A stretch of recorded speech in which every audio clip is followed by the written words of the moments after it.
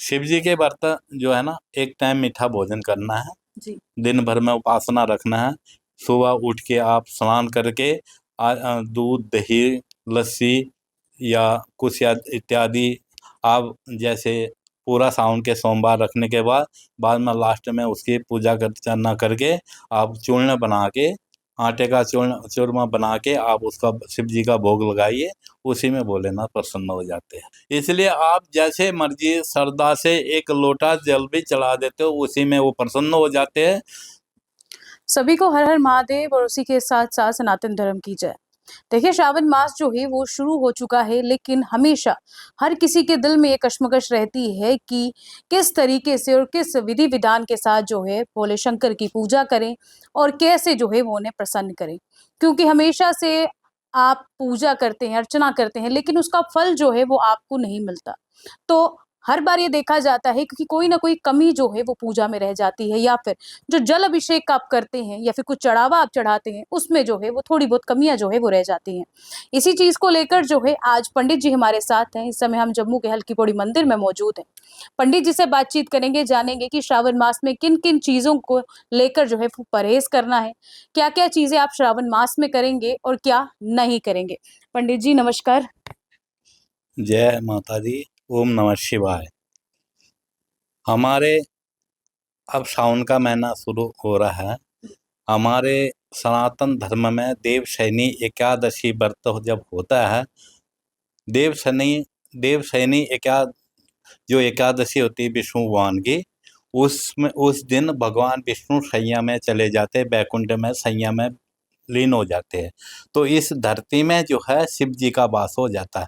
जो ड्यूटी भगवान विष्णु करते हैं वही ड्यूटी भगवान शिव करते हैं। और जब शिव जी ड्यूटी करते हैं तो हम उनकी उपासना तपस्या पाठ पूजा जो अभिषेक ज़्यादा कराते हैं, क्योंकि 12 जो ज्योतिर्लिंग है या शिवलिंग है, इनमें तेज प्रकट हो जाता है शिव जी का। तो इस शिवलिंग का तेज कम करने के लिए उनको भगवान शिव को शांत करके अपनी ड्यूटी निभाने के लिए हम जलाभिषेक करते हैं।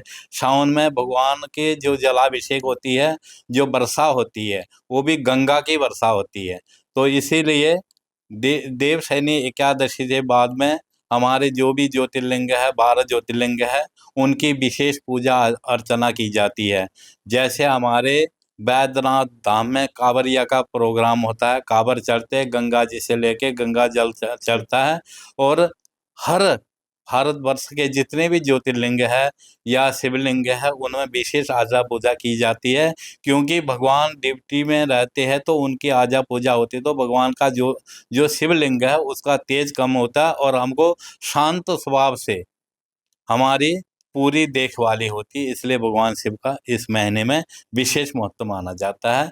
जैसे हमारी धरती पे अमरनाथ यात्रा भी इसी महीने में चलती है और चल रही है। जितने देशवासी अमरनाथ की यात्रा कर रहे हैं, भगवान शिव की पूजा अर्चना करके उनको खुश कर रहे हैं, जो अब अपने को फलदायक हो सके। पंडित जी, जब भी हम जल अभिषेक के लिए जाते हैं, पंचामृत जो है वो चढ़ाते हैं, उसका क्या महत्व है और क्या-क्या जो है वो जल अभिषेक के समय जो है वो भोलेनाथ को चढ़ाना चाहिए? हमारे जो पंचामृत का स्नान होता है, दूध दही घृत मधु शर्करा आदि इत्यादि का होता है। जो इसमें जल चढ़ता है, शिवलिंग में तेज प्रकट होती है, उसको तेज को कम करने के लिए, भगवान के तेज को कम करने के लिए बेलपत्र, भांग धतूरा इसका विशेष चढ़ाया जाता है। दूध दही, आपका कच्ची लस्सी का भी स्नान करवा सकते हैं। इससे भगवान की जो शिवलिंग का तेज कम होता है और शांत रहते हैं और हमको वरदान प्राप्त कर सकते हैं। कोई विधि है जल अभिषेक की? क्योंकि कई बार देखा जाता है कि पहले कहा जाता है कि जो जल है वो सीधा शिवलिंग पर नहीं चढ़ाना चाहिए। उसे पहले या तो दाईं तरफ या तो बाईं तरफ, इसका क्या एक वो है? भगवान का जो शिव जी का है वो रुद्र अवतार है। जी। रुद्र अवतार में भगवान के जो भक्ति के द्वारा ही उसका जल का शयन करना चाहिए। जैसे पुरुष ऊपर शिवलिंग के ऊपर जल डाल सकते हैं, जो स्त्री है जो नीचे गलरी बने हैं उसी में जल डालना चाहिए। और वो तो भोलेनाथ है। आप निराकार ओंकार मूलम तुरीयम गिरा ज्ञान गोतीत ज्ञानम गिरीशम, वो निराकार में है। जिस जिस हिसाब से हम उनको पूजना चाहे, वो भोलेनाथ किसको बोलते हैं, भोले भाले हैं। आप जिस रूप में भी आप भाव प्रकट करके एक बूंद जल का भी उसमें चढ़ा दोगे, वो तो भोलेनाथ है। भोलेनाथ तो सदाबहार है, उनको तो कोई वो है ही नहीं है कि ये नहीं है। मगर वो श्रद्धा भाव, आपका पुष्प, आपके पास कुछ नहीं है, पुष्प से भी वो प्रसन्न होते हैं। बेलपत्तर क्यों रखा है, बेलपत्तर तो सबके पास होता है। भोले जो बोलते बोलते जो इनका नाम है भोला बाबा है, वो तो ऐसे भी प्रसन्न हो जाते हैं।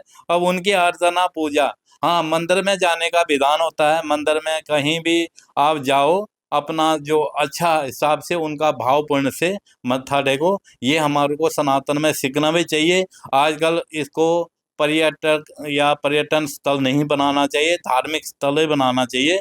पर्यटन स्थल बना से हमारे जो सनातन का अपमान होता है, भगवान का अपमान होता है, और पृथ्वी में हाहाकार मचती है, अन्याय होने लगता है। इस चीज से परहेज रखना चाहिए।